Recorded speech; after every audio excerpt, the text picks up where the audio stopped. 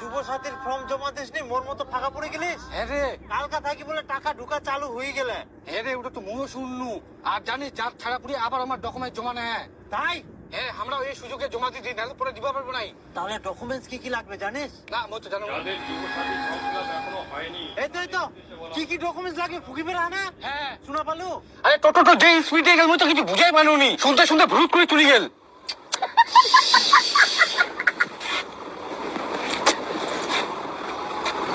তাহলে কোনা পাওয়া যাবে খোঁজ খবর লা? আরে টোটোখান আবার আসবো, আবার এতক্ষণ ভালো করে শুনিস। মুই না হয় তুইও ভালো করে শুনিস, দুজনাই শুনবা হবে। ঠিক আছে। মাথার টেনশন উঠে গেলে রে, মানুষের টাকা ঢুকা চালু হয়ে গেলে আর এখনো আমরা জমা দিবা পারনো নি, কত টাকা লস। ঠিক আছে। দাড়ি পাকি যাহা চুল্লা তো উঠি গেল, এদিক বেহাও করবা হয়, তোমরা জমা দিলে তাও কাজে দিল হয় রে। একটি বিশেষ ঘোষণা, যাদের যুব সাথী ফর্ম ফিল আপ এখনো হয়নি তাদের উদ্দেশ্যে বলা হচ্ছে, আগামী 15 তারিখ শুনবাই হবে আজকা।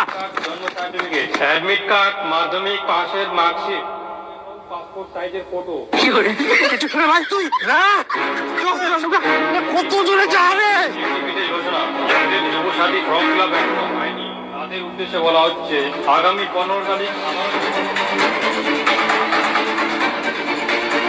অ্যাডমিট কার্ড, পাশের মার্কশিট, ব্যাংক, পাসপোর্ট সাইজের